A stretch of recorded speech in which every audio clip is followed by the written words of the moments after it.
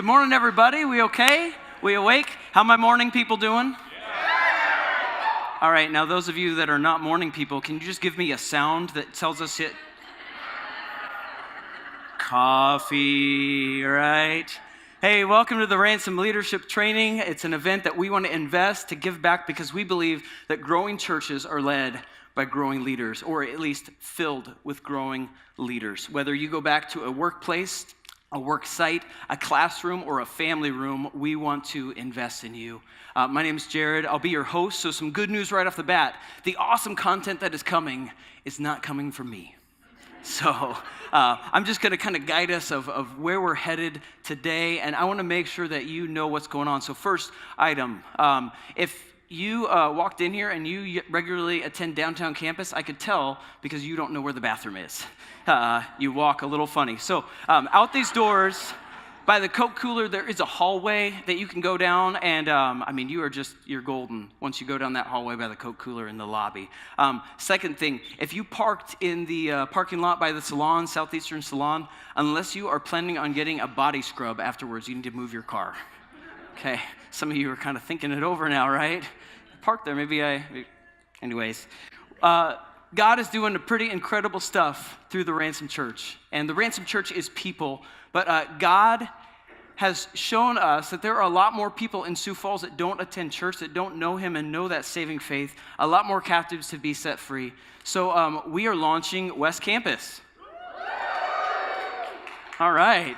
Well, I will talk to you soon because we have, not everybody can see it, but we've got a little booth right over here. And instead of a bell like at downtown, I got like a little gong. So if we hear that gong, that means we woo like you did there. And it means God is leading other people to attend West Campus. Super excited about that.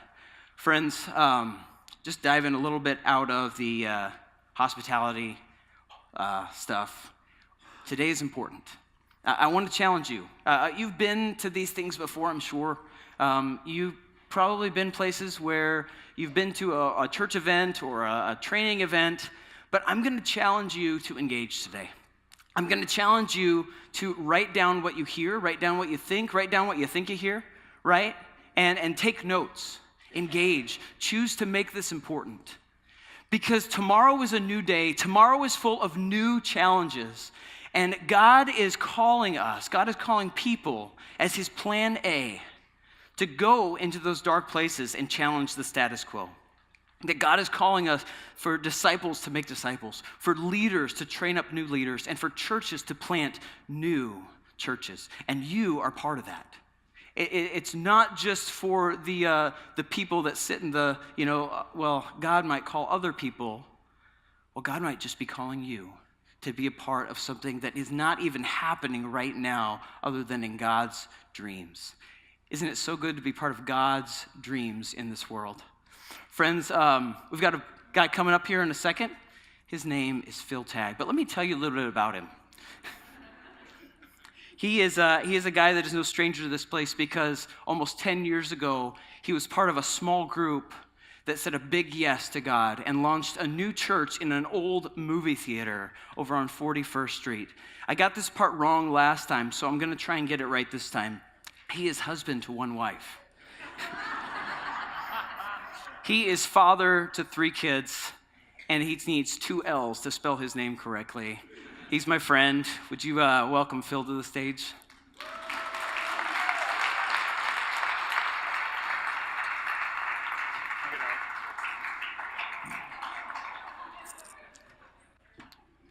All right, a couple of housekeeping things before we jump into the training. Number one, how many of you, this is your first time in this building? That is so cool. On break, and we're gonna have a break here in the middle of these 2 sessions, please explore. Look around, check it out. There's no out of bounds other than, the standard ones set by society, like men's and women's restrooms and things like that. Other than that, just peek around. We want you to see this place. It's exciting what God is doing here, and you'll be given a little more instruction about that. Number 2, we're going to take notes. So did everybody get a note sheet? If you did not get a note sheet, raise your hand, and we'll be ready to make sure that you get one. Just kind of do, hey, me, and we'll make sure to get you one. Also, did you get a pen? Okay. Now, we preached on sheep recently. You remember what I said about sheep? Okay, so I'm going to give you some instruction on how to use your pen because this is pretty, this is pretty intense. First of all, this pen is a gift to you. We want you to keep it. It's a reminder of what God's done through our Call Out initiative, and we're excited about that. But you got to learn how to use it. So you take off the little cap on the end, you push it, and you're going to notice it lights up. Oh, snap, the light up pen. Which might leave you going, wow, that's amazing. It also might leave you thinking, it's non-working pen. You turn it. Oh, you turn it. Okay, so push is light, and then you turn it to use it, okay? So are we clear on how the pen works? That's our gift to you. Mystify your children, okay? It'll be fun. It'll be fun. Man, I'm so glad that you joined us today and that you were willing to brave the weather. Mickey and Minnie will be out here to do the ice capades on break, but our goal of this time, like Jared said, if you think about every summer, you get an invite for those of you who are volunteer team members, you get an invite to a volunteer appreciation, a summer party in the park or whatever it might be, just as our way of saying, hey, thank you. This is not separate from that thank you. It's a continuation of that thank you. We really feel like this matters. We really feel like redemption at the level God has entrusted us with just takes great leaders, and God is calling every one of us as part of the priesthood of believers. And so our goal is to pour into you today. And you're going to get another session from someone who's way better than I am by video here in just a little bit. But I was wrestling with what to share with you, and I'm going to share a lesson I shared at a leader training a long time ago. It's a lesson that comes from a book called The Heart of the Artist by a guy named Rory Noland. It was first brought to light to me by my wife. She said, hey, look at this amazing thing I'm going to be doing with my worship team. And I said, wow, that's so good, I'm going to steal it. And so I got to at least give her credit for giving it to me. I stole this from Rory Noland and my wife, okay? But this is, The Heart of the Artist is a book written for worship pastors. It's written for creative people. And here you are, you've carved out time on Saturday. You risked the ice and the travel. I want this time to be really good. I want this time to be really valuable to you. And so you might be going, why would you teach a session to us today that's for worship team members? I'm not a worship team member. But the reality is this might be one of the best lessons for volunteer team members that I've ever actually encountered. And I'm going to warn you right up front, some of the language is geared towards church volunteers. But our goal for you is to actually take this, because the principles apply to every employee-employer relationship. And so our goal is that you always come to these things and you're listening with two lenses. The first lens is, what do I need to learn from this? The second lens is, who am I going to teach this to? If God has given me the gift of this lesson, is there somebody in my life somewhere in a small group, in a discipleship relationship, or whatever it is, that needs to hear this? Am I an employer who needs to use this with my employees? Am I, a volunteer team leader, and I see my other volunteer team members this could be the shot in the arm they need, and they weren't there. They weren't here today, so you're going to pull them aside, and you're going to train them, okay? And so even though it's espoused in that language, it's really for everyone, okay? So let's jump right in with a question. Are you a volunteer, or you might put employee, there. Are you a volunteer, or are you a minister? And by the way, that determination has nothing to do with whether you received a call to full-time ministry at some point in your life. Every one of us is called to ministry. That's purely a choice you're either going to make or you're not going to make. Are you a volunteer, or do you live in the way, I'm called to do what I do? Now, Ransom is always looking for new volunteer team members because we're not sitting still. There's never, in 9 years of Ransom Church, there has never existed a season of ministry where we had enough volunteers. We've never been flush with volunteers, ever. And about the time we start to get flush, we launch a campus and send all of these volunteers, and we're like, we need volunteers. There's never a time where we don't need new volunteers, but we're not really looking for volunteers. Our mentality in the whole thing is we're looking for ministers of the gospel. So really, this shouldn't even maybe be called Ransom Volunteer Training. It should be called Pastor Training, the equipping of the called, okay? We don't even refer to volunteers anymore as just your volunteers. We call you team members. And we're very intentional about that because we recognize you're part of the team that makes this happen. Those of you who volunteer on a regular basis, you're part of the team that makes this happen, okay? And so we recognize that the things you do make possible the service that we're able to offer. And that services that you're giving, whether you realize it or not, it's a response to God's call on your life. So our goal today is to help you understand your call. That following the training, you'll be able to go, oh, I get how I'm called. Now, by the way, what I want you to understand is a calling on your life is never limited to the local church. Okay? So what you do on Sunday might be your call. It might be that thing. I'm not saying it won't be in the local church, but what you do on Sunday might just be because it needs to get done. And what God's calling you to likely will be expressed in a far bigger way. One of the greatest disservices we can do for you as volunteer leaders is say to you, God has uniquely called you, and by the way, the only place you can use it is in the local church. Like, how dare we help you understand that God has a huge call on your life, and then go, and the only thing you can do with it is serve coffee? Like, that would be an incredible disservice. Now, does the coffee need to be served? Absolutely. And is that somebody's call? Absolutely. And at any given time, there are going to be people serving coffee because that's their call. To greet people, to be with them, to speak with them, to be that person, that first, that loving embrace that they experience when they come. And then there are others who are serving coffee because you know why? They know how to make coffee and it needs to be done. But they're part of the team.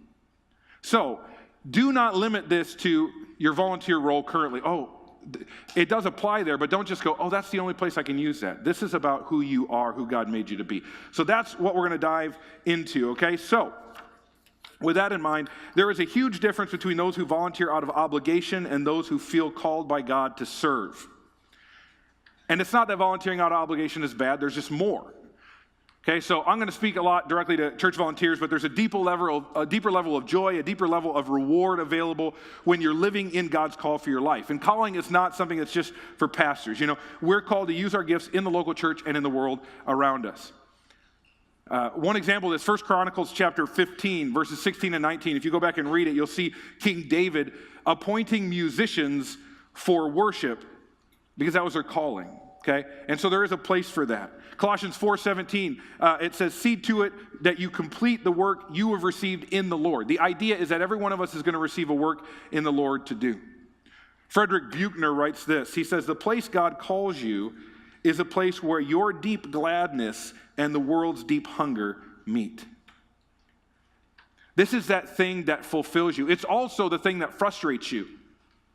It's that thing in your life that you go, why is nobody else passionate about this? Why does nobody else care that this is happening, that this injustice is happening, or that why I don't understand why people why everybody's not doing this, That might be a sign of what God wired you to do. So our goal is to make sure you're doing more than volunteering, but you see what you're doing as a calling. And again, applies bigger, but you can obviously apply it to your role currently at Ransom Church. So here's 10 differences between volunteering and living out a call, okay? First, volunteers see their involvement at church as community service. But people called of God see it as ministry. You have to believe this stuff has eternal ramifications.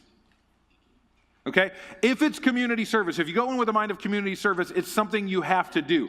Community service is something they actually give out as a punishment to people who have broken the law. Right? It's something you have to do.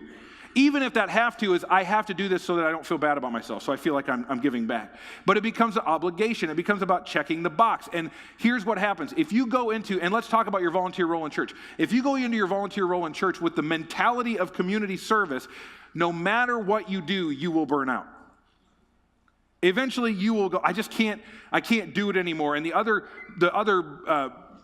the noise in life, the busyness, the priorities will eventually you'll make the choice where you go, I'm coming into a season I just can't serve anymore. But if you see it as a call, you walk into that role every Sunday going, this is an honor.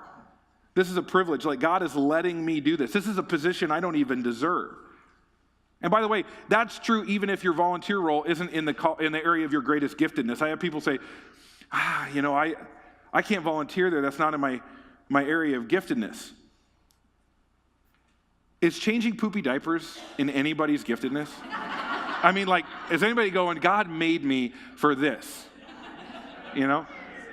But doesn't it need to be done? Let me ask you a question. Does changing a poopy diaper in the nursery have eternal ramifications? Absolutely. For those parents in that service, it does. But if you forget that, you're in big trouble. You can do something you love or even like or maybe don't like for a season simply because you know it's important. Absolutely. But whatever volunteer role you're in, whatever volunteer thing you're doing, you have to decide, do I see it as a chore and a duty, or do I see it, no pun intended, or do I see it as a calling? Okay? Volunteers see their investment in church, in service, in the community as community service. It's something I have to do because I'm checking a box. It becomes the legalism of the service world, right? Those who understand this as a call, they go, I'm part of ministry. What I would love is for those who are so, they're serving so free of self that they're changing diapers in the nursery. I would love every time they change a diaper that they understand that salvation that happened in the service was because of them. That every time the Ransom grows, every time a campus starts, every time somebody's baptized, it was in part because of what they did. Second, volunteers whine about what it's going to cost to serve. Now, none of you have ever done that, right? But some volunteers whine about what it's going to cost to serve, but people who are committed, people who are called are committed to serving. God has given us gifts, and we are stewards of those gifts. Some of those gifts are specific in that he's called us given us certain giftings to do certain things in the community. Some are just general giftings that all people in the church are supposed to, have and share. Volunteers tend to count the cost. The problem with counting the cost is the result is when the cost gets too high, you quit. You just say, I can't. It's not worth it anymore. I want to serve, it just costs too much. It's just too hard in this season. That might be true based on what you're facing in your life, and God bless you if you need to step out, but a lot of times it has to do with, they went from just, I could just serve every once in a while to now I got to serve a month on and a month off.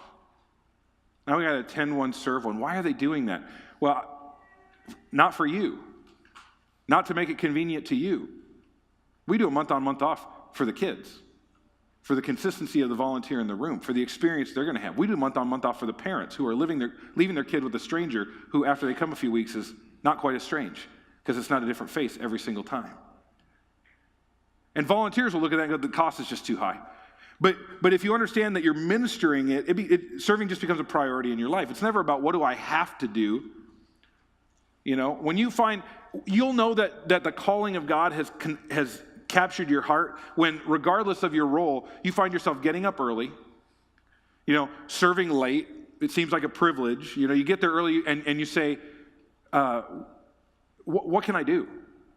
You never miss team time because obviously my leaders said team time was important. Maybe my volunteering doesn't start when volunteering starts. It starts at team time.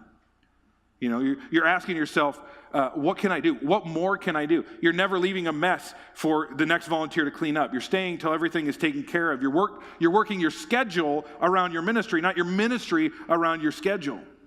Let me give you an example of this. Over Thanksgiving break, Pastor Cody took like a week off. Instead of just taking, he decided, I'm going to take some vacation time. So he took a week off. That week was over a Sunday. They didn't go anywhere. They just did a little staycation, right? A little time at home. Saturday rolled around, and his boys were somehow talking about church and when they would go, and his boys were like, but we have guest services.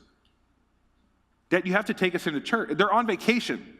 And his three boys, 12, 10, and 8, said, Dad, I'm on a team. Like, they're counting on me. Why? We're in town. I know we're on vacation, but we're in town. Why would we not be there? You want to talk about commitment, right? 12, 10, and 8. And they get it. They understand they're committed to serving, right? Number 3, volunteers shrink back from resolving relational conflict. But people called of God seek to resolve conflict for the sake of unity. I know, again, this is not you, but I know that volunteers sometimes complain about other volunteers. What? Yeah, not me. I know volunteers sometimes complain about their leaders. Never, right? Employees often complain about other staff. Employees often complain about their boss, right? There are always others in any environment who will drive you crazy. Okay? No pointing. You know? In every life group, in every volunteer situation, in every job, there's an Uncle Fester. You know what I'm talking about? If you don't know what I'm talking about, you might be Uncle Fester. Okay? But there's always an Uncle Fester. That's just part of volunteering. Okay? It's just part of the thing. And relational conflicts always lead to volunteers checking out and quitting. I don't want to volunteer. I can't be around Joe again. You know, he drives me nuts. I can't do it. By the way, this is the same thing that causes a lot of people to not stay consistent in their life group. I love 11 people. There's one person that drives me crazy, so I quit. It's a mentality thing. But those who feel called by God, we are on kingdom business here. They work through conflict for the sake of ministry. They're willing to have hard but crucial conversations in order to understand the bigger picture and to solve the bigger problem. They don't love conflict, but they don't cower away from it. The most loving thing you can offer someone is like a real conversation. You know? The problem is human nature says, well, I don't want to hurt that person, so I don't talk to them about it, but it's still all pent up in here, so then I go over here and I talk to this person about it. That's sinful, by the way. But that's what we do. We're Christians, so we say, can I share a prayer request with you? You know, Joe, God bless him, but, you know, instead of just talking to Joe, right? But volunteers, they don't have the buy-in. They just check out. People who are called, they're willing to do the hard conversation. Number 4, volunteers look upon rehearsal, training, setup, those types of things as another commitment they are obligated to fulfill. But people called of God look forward to rehearsal, training, setup as another opportunity to be used by God or to grow. You know, we value family. We want to protect our volunteers' time, but we still have to train up leaders. Have these conversations. There's some leader trainings, team trainings going on this afternoon. Some of you sticking around and doing that. If you're just a volunteer, if you're just an employee, you see it as another day, another hour taken from you. When you're called, when you believe in, when you see the bigger picture of your company or the church or whatever you're doing, you see it as a growth and ministry opportunity. So every time we gather, it's a great opportunity to grow and learn and serve. You gave an extra Saturday morning. You could be doing a lot of things. But you're here because you see this as an opportunity to grow and learn and serve. And those who are called, they never see the thing they're called to do as an obligation. And they build their schedules around ministry opportunities rather than trying to squeeze the obligation of ministry into their lives.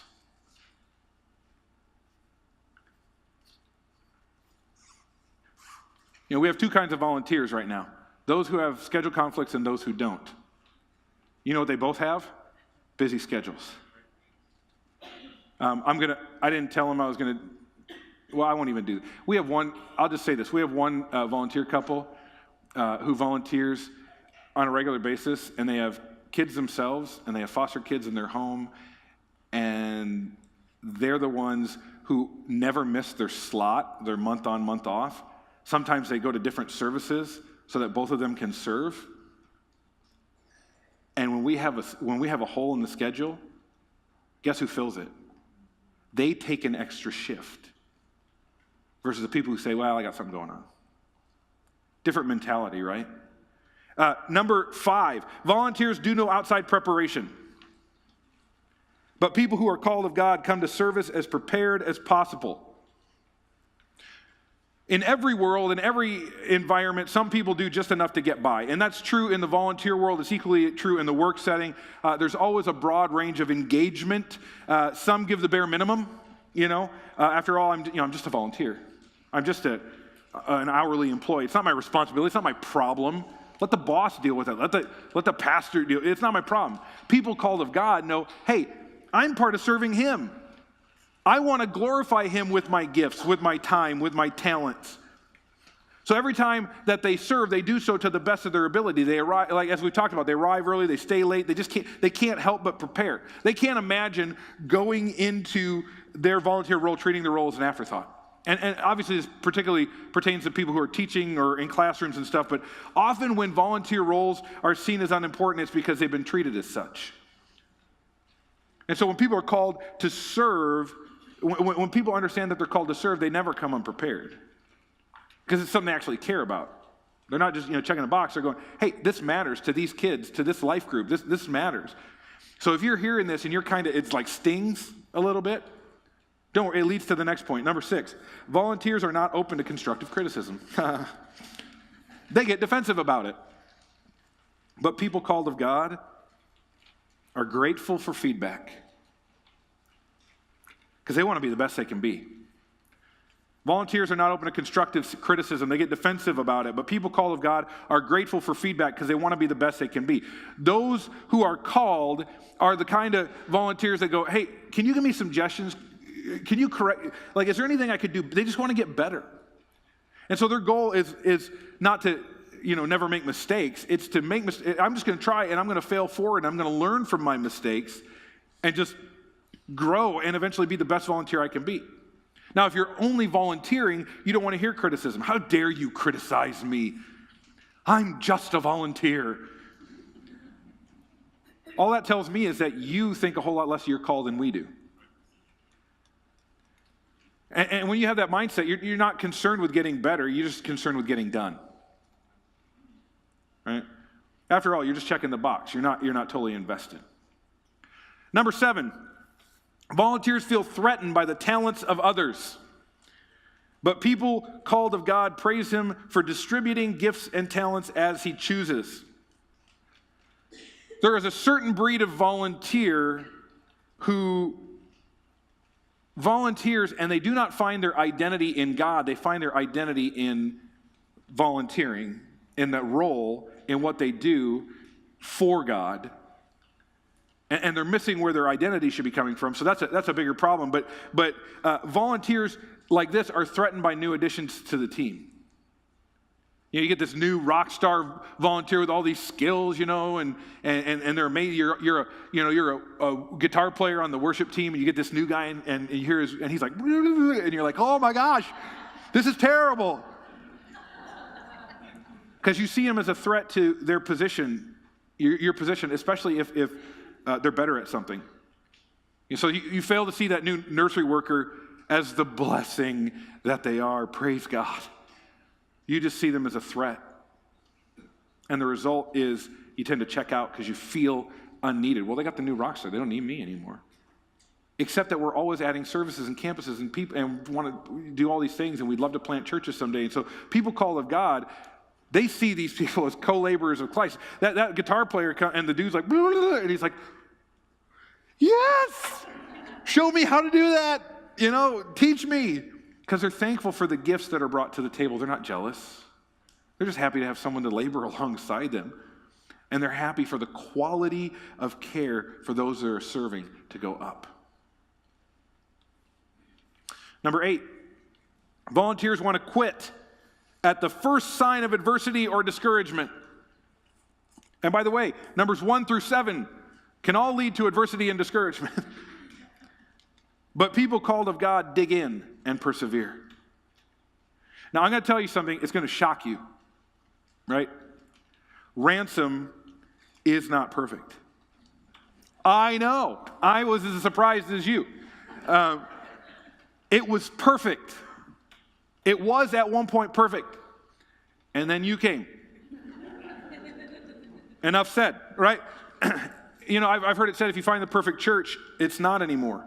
Because you're there. But we're not perfect. We make mistakes. The leadership makes mistakes. Problems will come up. Leaders are going to mess up. They're going to blow it. They're going to say stupid, mean things. Because I don't know if you know this either, but pastors are human. Church staff are human, and we make mistakes. So that's going to happen. At your work, your boss will blow it. Guaranteed. They will let you down. There will be a time they should have had a crucial conversation with you and they didn't. They chicken out. Right? These things are going to happen. That's about the only thing I do know about this for sure. But when those things do, people who are called of God don't complain. They don't dump on the leader and give an ultimatum. Fix this or I quit. They don't run when the going gets tough. This just isn't working out for me. Instead, they pray. They ask God to intervene in the situation and to lift up their leader that isn't doing so well in that moment. And they become part of the solution rather than part of the problem. They don't constantly criticize the leader. Why haven't you fixed that yet? Instead, they constantly serve the leader. What do you need me to do? By the way, they do that even when the leader blows it. When the leader comes to them and confesses and says, I really blew it, they say, what do you need me to do to help you regain your credibility? Because I believe in you. And they don't abandon the leader. Number 9, volunteers find their main source of fulfillment in their talents and abilities. But people called of God know that being used by God is the most fulfilling thing you can do with your life. People who are called, they don't need a platform. They don't need to be seen. Their role might call them to a stage role, and might call them to a backstage role, something that you never see. They just want God to be glorified. They want more of God, they want less of them. They care about God's will being done, his kingdom being advanced. And so they are willing to do the smallest jobs or the largest jobs with joy. They're willing to do whatever they need to use their gifts to bless the kingdom. But they're also willing to serve just because serving is needed. And then number 10, volunteers can't handle situations in which they will be stretched, which is pretty much every situation in ministry. But people called of God respond to God's call with humble dependence on him. If you're a volunteer, your language is fill a spot, do a task, get the job done. You don't want to be stretched, you don't want to be changed in any way, because being stretched is tough. In fact, you would see being stretched as grounds for giving up. But if you're called, you know that God will stretch you to equip you. And so you're saying, God, how do I need to grow to do what you're calling me to do? Now, let me pause and just say a couple things. First of all, we have a lot of called people that are on our volunteer team members team. A lot of called people. I also want to say this isn't all on the volunteer. One of the greatest factors to whether or not volunteers take up their calling and discover their giftedness and give their lives away, or to whether or not employees embrace, being part of the team, is the way that they're led by their leaders. Right? Do those in your supervision feel well led? If you're in a leadership position, if you're in a staff position with the church, guys, but if you're a GSTL, guest service team leader, if you're in a leadership, a teacher position in the kids, do those in your supervision feel well led? Do they feel trusted? Do they feel empowered? Do they feel equipped? Do they sense that you want more from them than you want for them, or more for them than you want from them? Do they feel like a member of a team or a cog in the wheel? Do they feel like they're filling a need or filling a slot? Are you pouring into them to help them discover their deeper giftedness? Are you releasing them to be all God made them to be? So to summarize, there's a difference between volunteering and being called. If this is a call, you will be ministry-minded. You will be kingdom-minded. If you are a volunteer, you will be self-minded. In other words, you'll be evaluating the merits of your volunteer position based on yourself. Are you a volunteer or are you called? If you're volunteering, but you know you're called, grow.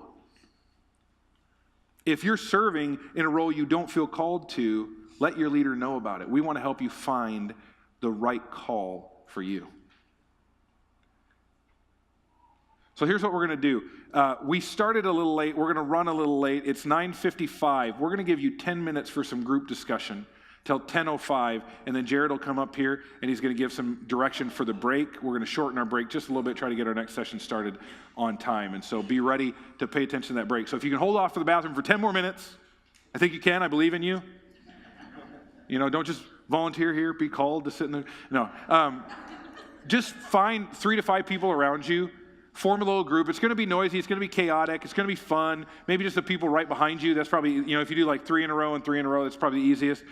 It doesn't matter if you know them. If you don't, introduce yourself. And then there's some group questions on the bottom of the sheet. Where is that place where your gladness and the world's hunger meet? In other words, what are you passionate about?